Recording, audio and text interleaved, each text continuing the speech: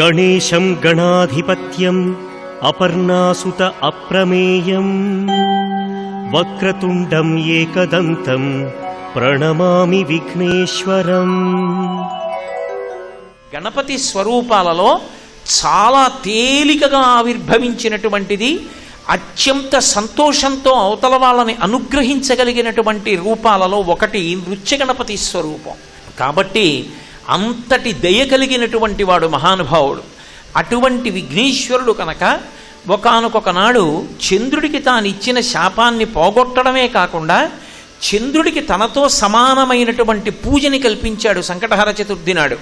ఇది మీకు వాంగ్మయాన్ని పరిశీలిస్తే ఒక్క విఘ్నేశ్వరుడికే చెల్లింది. అందుకే శివ కుటుంబంలో ఒక విచిత్రం ఉంటుంది.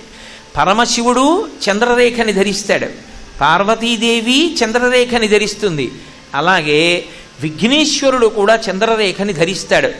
వాగ్గేయకారులలో ముత్తుస్వామి దీక్షితరు వారికి ఒక ప్రత్యేకత ఉంది. దీక్షితరు వారు ఏ దేవత మీద స్తోత్రం చేస్తూ ఉంటే ఆ దేవత వారి హృదయ క్షేత్రమునందు దర్శనమిచ్చేది.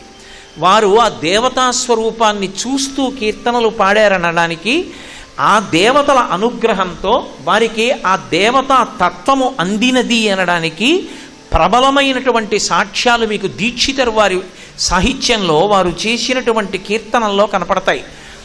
కాబట్టి వారు చేసినటువంటి కీర్తనల్లో కూడా చంద్రరేఖ ధరించినటువంటి విఘ్నేశ్వరుడు ఆయనకి దర్శనమిచ్చాడు అన్నది సుస్పష్టం అవుతుంటుంది మీకు. అటువంటి విఘ్నేశ్వర స్వరూపం ఒకానొకనాడు తన మేనమామ అయినటువంటి విష్ణువు కృష్ణ పరమాత్మగా ఉండగా ఎనలేని కష్టానికి లోనైపోతే ఆనాడు వినాయక వ్రతం చేసుకుంటే కృష్ణుడు బయటికి వచ్చేటట్టుగా అనుగ్రహించినటువంటి స్వరూపం విఘ్నేశ్వర స్వరూపం. అందుకే అసలు కృష్ణతత్వానికి విఘ్నేశ్వర తత్వానికి మధ్యలో భేదం చూడడం కుదరనే కుదరదు. రెండు అంత అవినాభావ సంబంధంతో ఉంటాయి. విష్ణుతత్వంలో ఉన్నటువంటి శమంతకోపాఖ్యానమే ఇప్పటికీ ప్రతి సంవత్సరం మనం చదువుకునేటటువంటి కథ అవుతుంది. విశేషించి విఘ్నేశ్వరుడికి విష్ణువు మీద అంత ప్రేమ.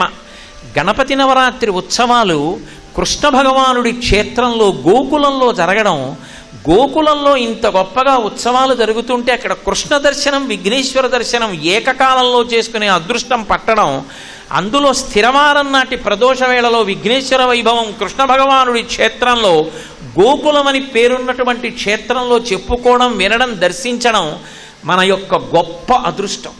ఇటువంటివి పోగొట్టుకునేటటువంటివి కావు. శైవక్షేత్రాల్లో విఘ్నేశ్వర దర్శనం అన్ని చోట్ల లభిస్తుంది. కానీ కృష్ణక్షేత్రంలో విఘ్నేశ్వరుడు ఉండడం, ఆ దర్శనం చేయడం చాలా గొప్పది. ఎన్నో విష్ణు క్షేత్రాల్లో వైష్ణవ క్షేత్రాల్లో మీకు విఘ్నేశ్వరుడు యొక్క దర్శనం లభిస్తుంది. ఆయన ఏ అవతారంలోకి రానివ్వండి విఘ్నేశ్వరుడు ఆయన్ని అనుగ్రహిస్తూ ఉంటాడు. మేనమామ పట్ల అంత ప్రీతి కలిగినవాడు. నిజానికి విష్ణు భగవానుని యొక్క అనుగ్రహాన్ని తొందరగా పొందడానికి సాధనమేమి అంటే విఘ్నేశ్వరుణ్ణి పూజ చేయడం. ఎవరు విఘ్నేశ్వరుణ్ణి పూజ చేస్తారో వాళ్ళని చూసి మేనమామ పొంగిపోతాడు. ఆ శ్లోకానికి అర్థం అది. ఇప్పుడు అటువైపు నుంచి ఇటువైపుకి రండి. శ్రీకాంతో మాతులో యస్య, మేనమామ వైభవాన్ని అంత నిలబెట్టినవాడు మేనమామ కాబట్టి సహజముగా మేనల్లుని యందు ప్రీతున్నవాడు విష్ణువు. అటువంటి విష్ణువుకి మేనల్లుడు కాబట్టి ప్రేమ ఉండడం సహజమైతే మేనల్లుడికి మేనమామ మీద అంత గౌరవం కాబట్టి మేనమామ గురించి అంత పరితపించినవాడు కాబట్టి తన భర్త కష్టంలో ఉంటే పరితపించిపోయే మేనల్లుడు కనుక శ్రీ మహాలక్ష్మికి ఇష్టం. మేనమామకి ఇష్టం ఉండడం గొప్ప కాదు, మేనమామ భార్యకి ప్రేమ ఉండడం గొప్ప. అందుకే లోకంలో ఒక మాట అంటూ ఉంటారు, కొద్దిగా అందులో ఉండేటటువంటి తత్వం అర్థం కావడానికి ఓ మాట అంటుంటారు, పినతండ్రి భార్య పినతల్లి కాదు, మేనమామ భార్య మేనత్త కాదు అంటుంటారు. అంటే సహజమైనటువంటి ప్రేమ ఆవిష్కరింపబడడం అంత తేలికైన విషయం కాదు. పినతండ్రి భార్యని పిన్ని అని పిలిచినా ఆమెకి పినతల్లికి ఉండవలసినంత ప్రేమ ఉంటుందని చెప్పడం కష్టం. ఎందుకంటే తన తల్లికి తోడుకోడలు. అలాగే మేనమామ భార్య మేనత్త కాదు.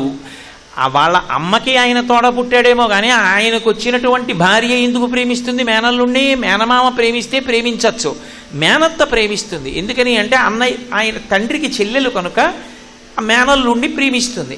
మేనమామ భార్య మేనత్త కాదు, పినతండ్రి భార్య పినతల్లి కాదు అంటుంటారు. అందుకే మరి అతిగా వ్యవహరించి ఏదో పినతల్లి అన్నారని నిజంగా తల్లి తర్వాత తల్లిలా ఉండిపోతుందన్నంత పేరాశలు పెట్టుకోకు సుమా అని. ఎక్కడైనా మహాతల్లులు ఉంటే ఉండవచ్చుగాక, వాళ్ళ విషయం నేను ప్రస్తావించట్లేదు. కానీ విఘ్నేశ్వరుడి విషయంలో శ్రీ మహాలక్ష్మికి అంత ప్రీతి ఎందుకు అంటే ఆమె నిత్యానపాయని, ఆమె విష్ణువుని విడిచిపెట్టి ఉండదు, మహాపతివ్రత. ఆయన ఏ అవతారం తీసుకున్నా ఆవిడ కూడా అవతార స్వీకారం చేసి ఆయనకి భార్యగా వస్తుంటుంది.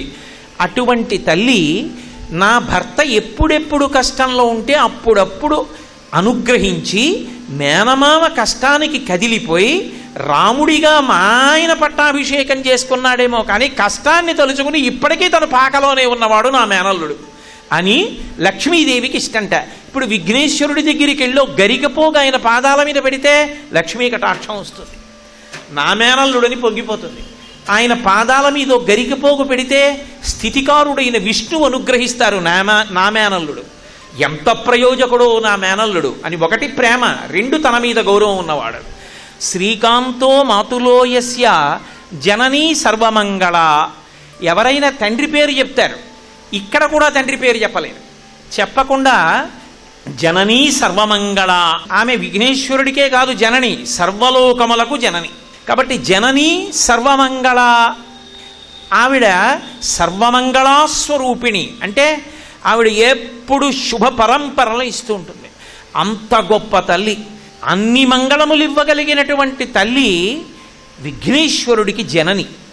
జనని అయిన కారణం చేత తన కొడుక్కి ఒక్క నమస్కారం చేస్తే ఆవిడ పరవశించిపోతుందిట. నా కొడుకు ఎంతటి లోకపూజ్యుడు, ఇంతమంది చేత నమస్కరింపబడి ఇంతమందికి అనుగ్రహాన్ని ఇస్తూ ఉంటాడని పొంగిపోతుంటుంది. అలాగని అమ్మ అంత శక్తివంతురాలు, అమ్మ ఆదిశక్తి అని కేవలం ఏదో అమ్మ యొక్క నీడలోనే జీవితాన్ని గడిపినవాడు కాడు, అమ్మకి మహోపకారం చేసి పెట్టాడు ఒకసారి. విఘ్నేశ్వర తత్వం అంటే అలా ఉంటుంది. మీరు బ్రహ్మాండ పురాణంలో లలితోపాఖ్యానం అంతర్భాగం, లలితా సహస్రనామ స్తోత్రం అందులోంచి వచ్చింది, ఆ బ్రహ్మాండ పురాణంలోంచి. అందులో లలితాదేవి భండాసుర వధ కొరకు బయలుదేరింది. బయలుదేరినప్పుడు తనతో స్త్రీ స్వరూపం కలిగినటువంటి దేవతలందరినీ కూడా తీసుకెళ్ళింది. అబ్బో కొన్ని కోట్ల సైన్యం. ఆ సైన్యం జోలికి శత్రువైనటువంటి భండాసురుడు రాకుండా చూడడం కోసమని ఆమె అగ్నితోటి కోటని నిర్మాణం చేసింది. అగ్ని జ్వాలలతో గోడలు నిర్మాణం చేసి దాని మధ్యలో తన సైన్యాన్ని ఉంచింది. ఉంచి వాళ్ళు అక్కడ ఉంటే క్షేమంగా ఉంటారని. కానీ యుద్ధానికి వచ్చినటువంటి అమ్మవారి శత్రువైనటువంటి ఆ భండాసురుడు ఎంత తెలివైన వాడంటే, ఆయన దగ్గర ఉండవలసిన వాళ్ళు ఆయనకున్నారు, విశుక్రుడు మొదలైనటువంటి వాళ్ళు. వాడు ఒక విచిత్రమైన ఆలోచన చేశాడు. ఒక మహాగణేశ యంత్రం ఒకటి తయారు చేసి ఆ యంత్రాన్ని తీసుకొచ్చి అమ్మవారు తన సైన్యాన్నంతటినీ ఏ అగ్ని ప్రాకారం మధ్యలో ఉంచిందో అక్కడే పైకి కనపడకుండా భూమిలో పెట్టి వెళ్ళిపోయాడు. వెళ్ళిపోతే ఇప్పుడు ఆ యంత్రం యొక్క ప్రభావం, ఆ ప్రకంపనలు పైకి రావడం మొదలుపెట్టాయి. యంత్రానికి ఒక శక్తి ఉంటుంది, యంత్రంలోంచి తరంగములు పైకి వస్తూ ఉంటాయి. అందుకే దేవాలయానికి ప్రదక్షిణం ఎందుకు చేయమంటారంటే, దేవాలయాలకి ఎక్కువగా ప్రదక్షిణం చెయ్యడం అలవాటైతే ఆ మూర్తి కింద ఉండేటటువంటి యంత్రంలోంచి పైకొచ్చేటటువంటి ఆ ప్రభావం, ఆ తరంగాలు ఏముంటాయో ఆ తరంగాలలోకి తాను అనుసంధానం అవుతాడు. అప్పుడు దైవీ శక్తి శరీరంలోకి ప్రవేశించేటటువంటి అవకాశం ఉంటుంది.